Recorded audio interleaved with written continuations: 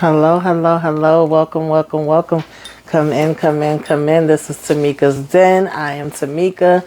Get on in here, y'all. All right, get on in here, get on in here. You are now in the Den. So this is my review recap for Love After Lockup, Life After Lockup, The Rebound, and The Monster. Okay, season 4, episode 15.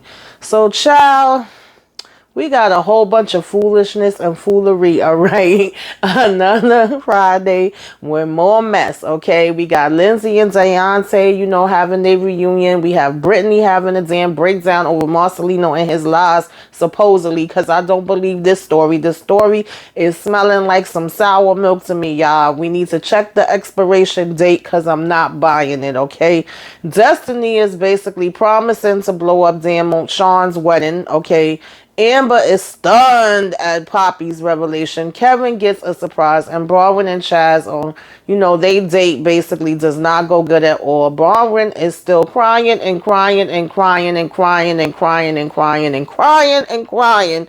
And I am saying, Chaz, go, okay? Like Caesar did in Planet of the Apes. It is time for you to get the hell up out of there. Hit the road, Jack, okay? Take a hint when you are getting it. But having said all of that, y'all, let's go ahead and get into this recap and run it back from the beginning. So we started out this episode, where we see in Destiny knocking at the door. Of course, the way they edited it, they want us to be confused and not know whether it's going to be Destiny or it's going to be Kelly that is knocking at Sean's door. But Destiny is actually knocking at her mom's door, and it is Kelly that is at Sean's door. So, of course, he's like, number one, okay, what are you doing here? What's going on? He's just getting out the shower. And two, where are the kids? And she says, well, first and foremost, I wanted to come talk to you first. She's telling him, can he go ahead and put some pants on? And he was like, I really wasn't expecting anybody, okay? So he says, okay, yeah, we could talk, give me a minute. And so, as far as when he goes and he sits down with her, she's saying that the boys aren't there, okay? He was like, so what's up? You said you wanted to talk. And she said, but Gracie is here, and that's the main reason why she's here, that she came to give Gracie support. So he says, okay.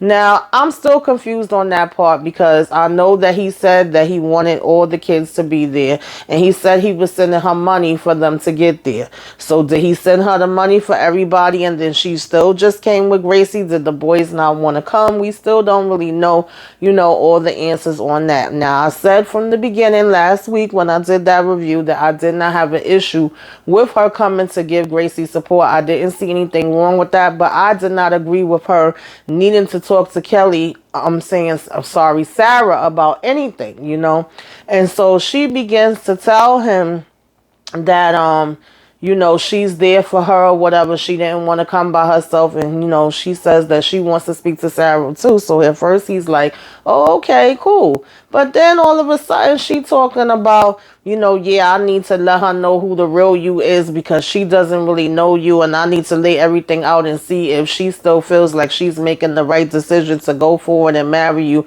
after I tell her everything. And I'm like, okay, Kelly girl, like I've been on your side all this time, but where we going with this? And Sean is saying like, why would you need, to do that? And he was like, nah, that doesn't make no sense. He was like, this is it. And she was like, what do you mean this is it? He was like, this is not me anymore. That's not the person that I am anymore. And she was like, yes, it is. And she was basically telling him all the stuff that he's done to the kids, lying to her. He's basically like, I haven't lied to her, and whatever I did lie to her about, I already told her about. She was like, yeah, you was hiding the kids and you did all that BS with me and the kids and all your past stuff. And he was like, she don't need to know all of that. And she was like, yes, she do. And so he's talking about that he got caught up with work all the time. He was working 24/7. He would get up in the morning, 6 o'clock in the morning. He wouldn't get home till 9 o'clock at night. So he was like, I put everything, to the side for me to work. And so he said, look, we're done. I don't even want to talk about it anymore. And she was like, you just don't want to admit the truth. And he was like, I already know the truth, but I don't need you to come here and rub it in, especially not now, during this time. And so basically she was saying that, this is important and that he cared more about everybody else than the kids, and that now he's trying to basically replace the kids. And then he's like, no, I'm not. He was like, I can't replace them, and whatever the case may be, right? And so she's basically saying because he's having this new baby, that's how they, feel. And then we start to see her kind of breaking down and crying a little bit. So I'm like, well, Kelly girl, listen, I've been on your side. I've been saying this all this time, that you don't have no feelings for Sean, that it is about your kids and it's about him stepping up and doing what he have to do for them. But now I'm getting a little bit of a vibe that you do still have some feelings that's left over or whatever, that you carrying with you. And maybe you do need to get all this off your chest, and I could at least respect you for admitting it and coming and having the conversation with him. And I do feel like you have more of a right to feel something and actually come and talk to him, as opposed to, let's just say, Miss Destiny, okay? Because you do have a lot of years that you invested with him, and y'all did have 6 kids together. But at this point, I'm sure besides even Destiny or Sarah, that there has been other women already by now, okay? And that you and Sean have been over, and you already know what the deal is with him, right? You telling him that he needs to step up as far as the kids go, or what mistakes he's made with the kids and stuff like that, fine. But anything else and any conversations with Sarah, I don't feel like it's going to do anything right now, okay? I wouldn't want somebody coming to me, let alone on my wedding day, okay? Or any time, to tell me about a time that they had with a person that maybe they used to be with that I'm with now. Whatever time you have with them is what you have with them, and what I have with them is what I have with them. We just don't need to have that conversation. I don't need to tell anybody else that I used to be with, what it was for us in the past, now that they're with that person, especially if that's not somebody that I don't have no feelings for no more, and it's just about my kids that I have with them. So obviously you have your own feelings, but you are basically saying that it is about the kids. And he admits that he did a lot of stuff or whatever. And she was like, you don't show it. You say it, but you really don't show it. And so he basically was, she was saying that how they got treated and, pushed to the side or whatever. And then him going and creating this other baby is basically a slap in the face to them. And he's like, it's not a slap in the face to them. So she was like, well, that's how they feel. You basically ignored them for mad long or whatever, all of these years. And then you go and you create a new baby. And so he says, look, that's not what I want to do. That was never my intention. He was like, I really want to talk to them. I want to be able to spend time with them. I don't want it to be that type of situation. He was like, I'm trying to change it. I'm trying to fix it. I can't change the past. I can't go back to that, but I can change things from this point on. And so he was saying that it's not going to be easy and it's not going to happen overnight, but he would like the chance to do it. And I could say, we don't know. Sean could be bullcrapping, because I always say Sean is trash, all right? But he did seem sincere when he was saying that to her. And he was saying that he really want to be that person that she wants him to be and that the kids want him to be. And she says that this is the first time in over 20 years that she's ever seen him cry. So maybe something got through to him that she was saying, He tells her that he's tired and he want to go ahead and try to get some rest. And she basically was like, okay. And she's hoping that something good will come out of this, all right? And so we then basically have, like I said, Destiny was actually at her damn mom's house, all right, or whatever place her mom is staying in the meantime, and she's helping her get ready, okay? Apparently, mama got a date, and she's like, what are you gonna wear? She's supposed to be doing her makeup, and so she wants to see the outfit that her mom is planning on wearing first, so she can kind of match the makeup with that. And then the mom is asking her what's going on with her, what she been up to lately, and she's basically telling the mom that, as she's doing her makeup, I'm going to see, Sean, he's supposed to be getting married. And she gives this whole breakdown, of course, again, on how she's separated from, her husband. She's actually working, has a job doing makeup, and she's been living with a friend. And so it sounds like you at least are doing good as far as that part goes. And you would think you would be focusing on that. But no, not Destiny, okay? And her mom is like, well, then leave it alone. Why would you even put yourself in jeopardy? Why would you go on the path? She talking about, her mom tells her the best revenge is to move on with your life and live a better life. That's really what the good revenge is. And her mom says, don't go. I know it sounds like something that could be fun, but at the end of the day, it's not something that's good for you. And Destiny is basically saying, no, they gonna, what I'm saying, I'm gonna make their life a living hell unless I get my damn money. He still owes me money and all of this stuff. And her mom says that is going backwards. So at least her mother is talking with some sense and trying to tell her, what I'm saying, the right things. But Destiny being Destiny, she don't want to hear it, okay? And her mom is basically saying, if Sean wanted you back, would you take him back? And she gonna talk about yes, if he put her on his life insurance. And basically the mother starts laughing at that. But what it comes down to with Destiny, and she thinks somebody owe her. She wants somebody to pay her. And she don't care about, disrupting somebody else's life and causing chaos in their damn life if she feels like it's going to benefit her. Now, Destiny, I hope you be prepared for what you get, girl, if you go through with this, because all I see that doing is you possibly ending up back in jail with a big ass belly and ending up giving damn birth in there this time around, girl. I don't see you leaving with no money. I could definitely see you in a damn prison cell before I could see you leaving with money. No matter what hell you think you going to cause, okay? So we get Brittany and Marcelino, y'all, and I'm sorry, I'm sick of this storyline. I'm sick of this storyline. This storyline is giving me fake and phony, okay? She's basically still complaining about the friend, still mad about that, saying you don't do shit like that to people you love. How was he trying to mess around with her and send her friend messages, and how she waited so long to tell her. But then you gonna go meet up with this same friend that you supposedly have all these feelings about to go to some tattoo place that also serves drinks, that y'all gonna have some shots here or whatever, to basically talk crap about him. And in the mix of that, as soon as she goes sit down and get comfortable, her mom basically calls like, what's going on? I've been here with the kids. And she like, what do you mean you there with the kids? And she's like, yeah, I've been here with the kids ever since you left, because remember, she did come not too long after.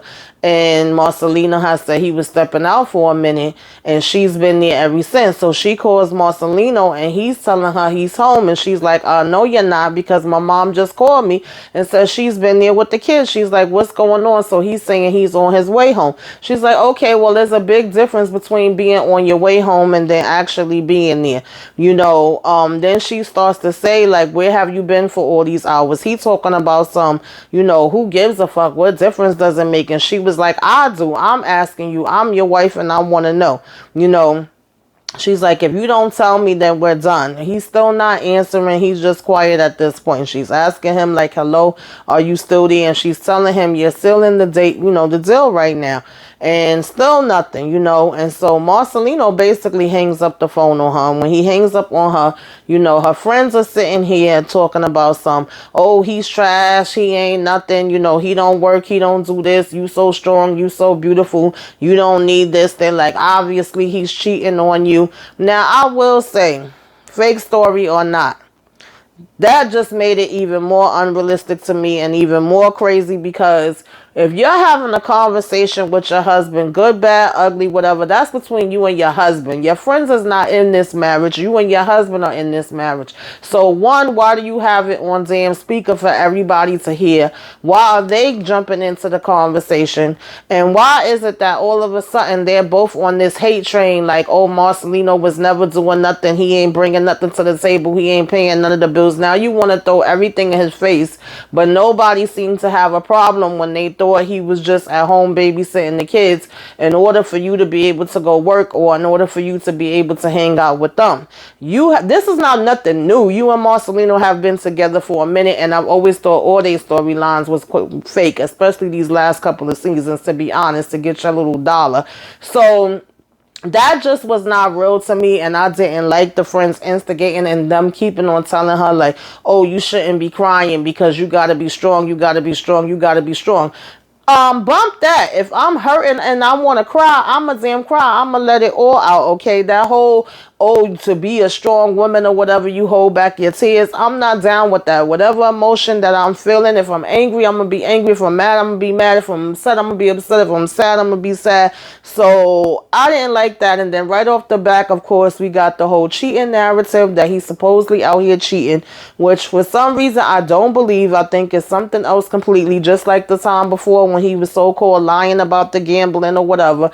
But like I said, I feel like all these stories is made up anyway. You know, she basically, everything she's saying, they just keep repeating it and saying it on top of her and yelling and screaming or whatever. And then at one point she runs in the back and she's supposedly crying. But when she lifts up her head, we don't see not one damn teardrop fall. And when she's in the confessional crying, not one teardrop falls. And then all of a sudden their answer to it is for her to get a tattoo. Who the hell is stopping to get a tattoo in the middle of them feeling like their whole marriage is crumbling and they need to go home and throw their man out, and they saying, let me get it together because I don't want to cry in front of my kids, but let me stop and get a tattoo? I don't know. Maybe that's just me that wouldn't be doing that. But that right there did not make no sense to me. 1 + 1, baby, is not adding up to 2 in this situation. So then we get to Deontay and Lindsay, and come to find out, you know, Deontay was basically saying how Lindsay got PTSD, you know, when dealing with the cops. Plus, she got these pending warrants. They was mad scared when it came to the traffic stop. But come to find out, you know, it actually wasn't a traffic stop and it wasn't cops behind them. What it was an accident that the cops actually pulled over and was checking out. So he was like, oh, you could calm down now. Is your heart back in your chest? And she basically was saying no. So then, of course, Deontay inside the confessional was saying that he's not nervous to have sex with Lindsay. He's actually very excited and looking forward to it. You know, we see them going in the Airbnb and we see Deontay done brung his sneakers, his hats, and every damn thing, okay? Look like he ready to stay there and visit for a while, okay? And so as they're going to the Airbnb, you know, Lindsay is saying how it's nice, it's beautiful. She's like, okay, I like this. The bed is nice and all of that. And Deontay basically, you know, comes and want to talk about he carrying her over the damn threshold like she a newborn bride, all right? And so he throws her on top of the bed, and then we got to see them kissing and touching and all of that. I was like, do we really have to see this? Y'all didn't have to even show us all of that, okay? You could have left it up to the imagination, and that's about it. And so, you know, they moaning and all of this stuff. And he basically says, you know, she's the best he ever had. I don't know what, you know, who the choices was between it being the best, but okay. And of course, he never even got to have sex with Nicole or whatever. And Lindsay is saying, all I could tell y'all is you have to take it slow and easy, baby, okay? Slow and easy. That is her advice. And so basically, Deontay is saying that he does need to fix his finances, and that, you know, he is eligible for a VA loan, of course, because he was in the military before. And she was basically like, well, some people be saying that, you know, their finances are so bad. She was like, let me see it or whatever, right? And he was telling her how all these women he have been with have drained him. I could believe that because Deontay is a damn fool. And the one credit I can give Lindsay is so far we have not seen her trying to use him or get any money out of him. If anything, she already got her little stash that she been saving. So I will give her credit when it comes to that. And she looks at it and she's like, wait a minute, this boy is $15,000 in debt. Okay, he have $15,000 in collection. She like, instead of you having all them damn Jordans and stuff, okay, maybe you need to sell some of that, because now she talking about some, you know, she's thinking about marriage, and if she marries him, then this could be a debt that she has too. And I'm like, I hear you, Lindsay, but I'm also getting hypocrite from you, girl, because what? You still running and got warrants, and I'm sure you got restitution and stuff like that that you gotta pay too. So until you clear up your own damn issues, okay, and I would hope spend some time with your child and take care of her and send her some damn money, I don't think you really need to be worried about no damn marriage and what debt, you know what I'm saying, Deontay has right now, you know. And of course he's saying that he is gonna pay it up and he's gonna take care of it and all this stuff. So we get to Chaz and Broadwin, And at this point, y'all, I'm sorry. I'll be really trying not to sound insensitive about some of these people. I know they struggle. I know they have different addictions and they just coming out of jail. And some of them are really trying. But Broadway girl, if you cry one more damn tear, okay, I need you to get in therapy. I need you to make sure that you are in a damn group and that you are taking care and focusing on yourself. And the fact that Chaz nor your friends seem to see the bigger picture and the bigger problem here is really irking me and bothering my soul and my spirit, okay? I'm just going to be honest about it. You know, Chaz is driving to go pick her up and he's just smiling and cheesing on back like a Chester cat, talking about some, you know, he got cabin fever and the only thing that's going to cure it is his lovely wife, okay? And he go to pick her up or whatever, and he's saying that, you know, he done did some manscaping and he done freaking shaved his ass. I said, Chaz, with too much freaking info. We didn't need to know that. Nobody wanted to know that, not even Broadway.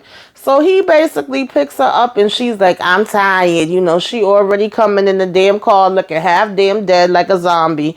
And he basically was like, you know, drives her to the cabin or whatever. And he's sitting here setting up the dinner, you know, putting these candles out. He's like, okay, we got our dinner. I couldn't tell everything that was on the plate. It looked like they had some shish kebabs and some other stuff going on.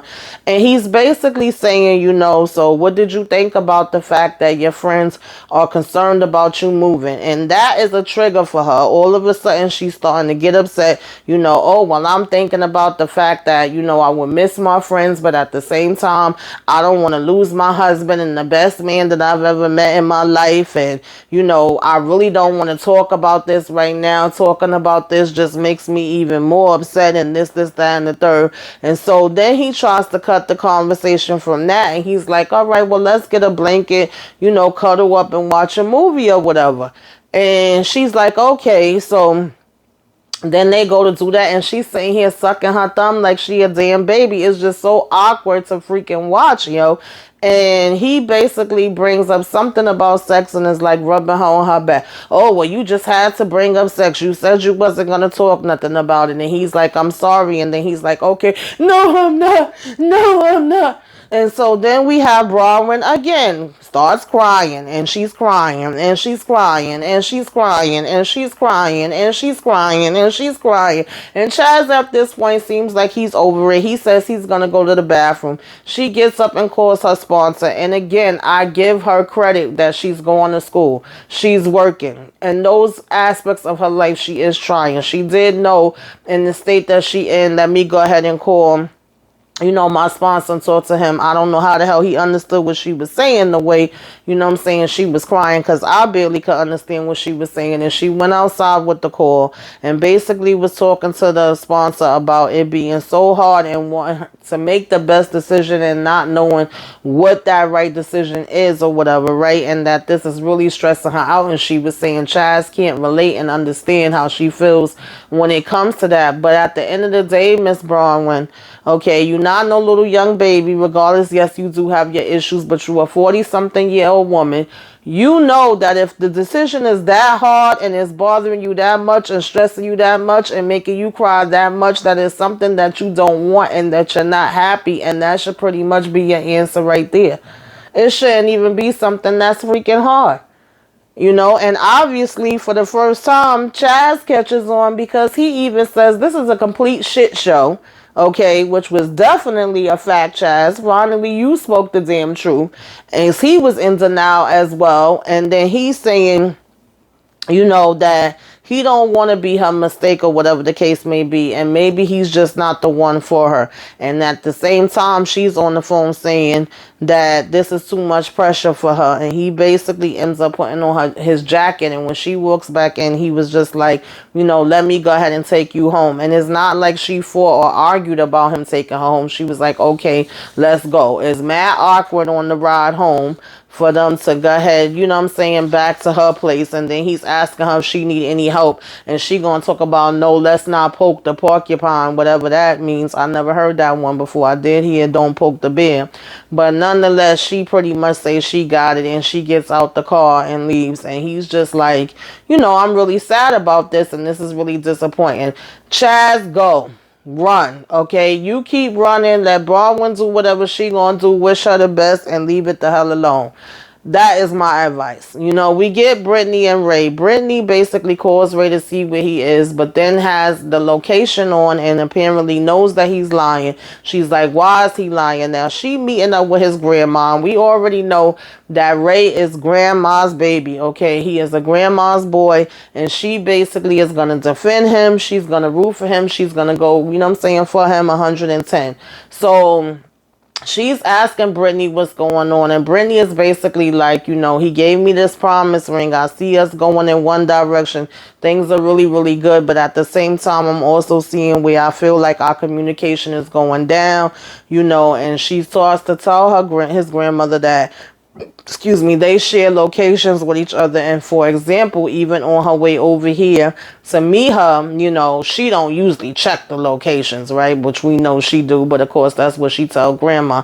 But this particular time she did, and she could see that he basically was lying about it. And so grandma is basically, why are y'all sharing locations? And to begin with, okay, grandma is that old school person that in her mind feels if you looking for something, you gonna find it, right?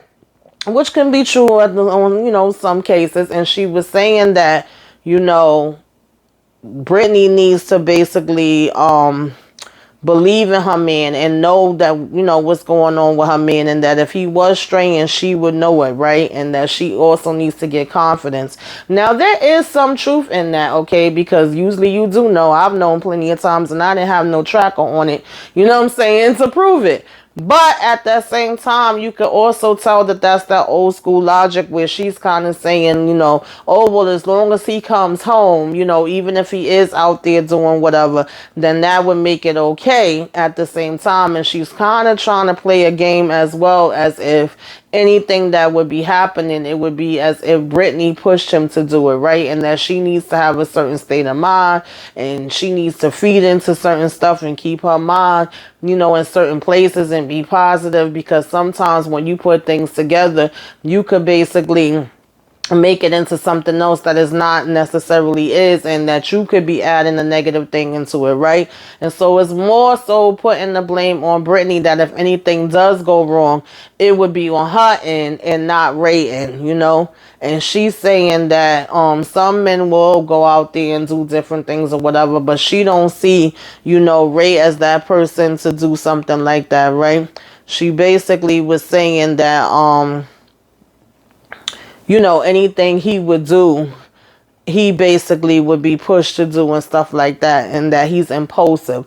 And so that part, I was like giving grandmother side eye, but like I said, it does not shock me, just because of the generation that she come from, and just because we see the relationship that she has with Ray. And we already seen how she was talking when Brittany first met her. So the fact that Brittany's even going to her to confide in her and talk to her is quite interesting and a little surprising, but it's also good because she is trying to give her a chance, and she is trying to have that connection and talk with, you know, his grandmother, just as well as he tried to go and talk to her parents, right? So that shows, you know what I'm saying, some type of growth. But grandma was still playing a little bit of games here too.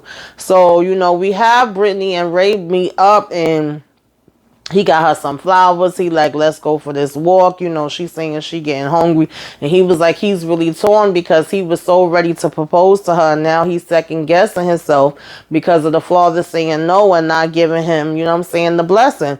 But he ends up telling her, like, you know, I want to talk to you. He's like, I gave you this promise ring, but now I want to give you something else. You know, I'm ready. And he basically ends up proposing to her, getting down on this, you know what I'm saying, one knee. He got the new ring. Brittany is head over heels, absolutely loves it, absolutely is happy. Of course, this is what she been wanting. And to a certain degree, grandma was right, because Brittany kept assuming all these other things. But here it was, he was actually at your parents' house trying to get, you know what I'm saying, their blessings. You know, he's over here trying to prepare to do this proposal for her or whatever. And she says yes. She says she loves him. Of course, every minute she putting her hand like this so you can see the ring. And he's like, oh, she gonna keep doing that. And she's like, absolutely 100%. I sure the hell am. So that was cute. I'm happy for them, and I really do hope that they work out. So we get to Kevin, and Kayla's still on this damn couch going off. Okay, they still arguing. He outside talking about, he over it. He tired of the crap she's trying to talk about. And he's basically saying that she's not his girlfriend, but he does have to take the blame. Some of it does fall on him and is his fault because he still was messing with still messing with her. Kevin. So she's basically saying, oh, he likes to play games, and he would lie and say he don't care about this person or that person and he's not with them when really, what I'm saying, he is. He's saying how she's a toxic relationship and there's so much drama. He says in her mind she feels like it's something different. But again, Kevin, you're the one that opened the door for that, right?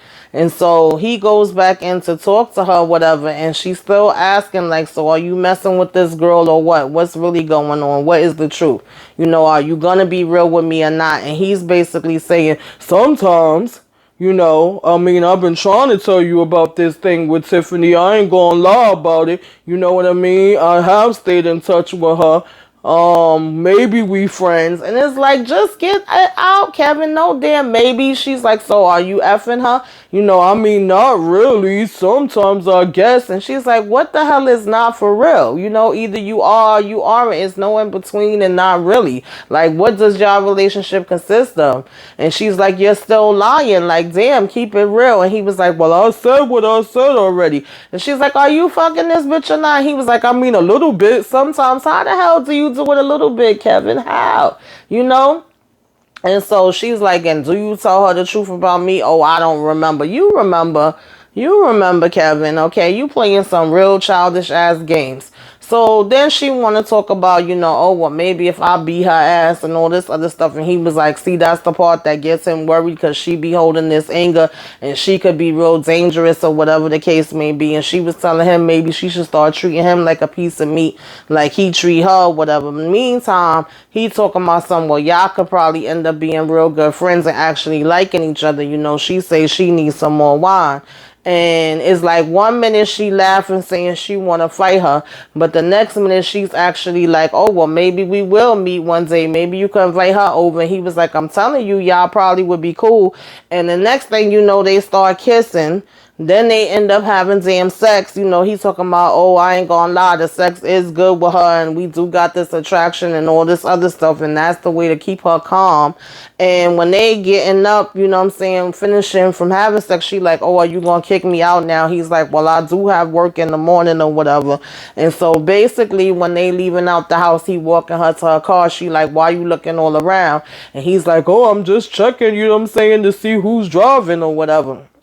I said, child, both of y'all full of crap and deserve what the hell y'all get. Because if you gonna sit there and settle and still have sex with somebody that's sitting here literally acting a damn fool, at this point, you deserve what the hell you get. You know what you getting and you don't seem to like it. And like I said, in 1 minute, it seemed like Kayla want to fight Tiffany if she see her. And the next minute, it seemed like she may be down to have sex or have a threesome with her, whatever, if it presents itself that way too. So that was that with them. Now, we had Miss Poppy and Amber meet up, right? Because remember when we last seen them, they said they was going to get together that next day because when she called Amber, she was out on a date, and so they had set up to meet and go shopping. So they did to go shopping, and of course, this is another damn crybaby, okay? Bronwyn is crybaby number one. Poppy is crybaby number two. They both look miserable every time you see them. They both look like they need to be in rehab and getting some damn therapy. The minute that Amber brings up damn, the divorce and what's going on and whether or not, anything's changed and how he's been and all of that kind of stuff. And she was saying he can't have, his cake and eat it too. And then Amber's like, meaning what exactly? And she was like, I don't know. Just like with me and him, it's kind of complicated. And she was like, so what the heck is going on? She was like, saying that she definitely thinks Eric cheated on her. And so the next thing you know, she's crying. And Amber's like, I'm sorry that I even brought it up because she's asking her, do she feel like he still loves her? And then she's hugging her like, oh, baby, I'm so sorry. I didn't mean to get you upset. And then Poppy want to tell her I'm late. And she was like, what do you mean late? You mean pregnant late? Like your period ain't come late? And so she's like, yeah, she's like, oh no, bitch, we gotta go get a test right now. So they go and they get the damn test or whatever, you know, in one of these little side, I don't know, gas stations or whatever, 24 hours. So I don't know exactly what it was, y'all, but you get it, like one of them little marts. And it had a bathroom, and they go in the bathroom together for her to take the test right there. And she's sitting down telling her to run the water. And I'm sorry, I couldn't even focus on what the hell was going on and whether the test was positive or not, because I said, girl, why is your ass on the bed seat? We don't do that. We squat. And then she got the nerve to be telling Amber something about some come wipe her ass. I said, what is going on here? I don't know about y'all, but we over here, we don't sit down on the seat, girl. It's so hard for me to even use a damn public bathroom, even without sitting on the seat and making sure I wash my hands and don't touch certain things and all of that. And she just sitting there chilling like she at her damn house.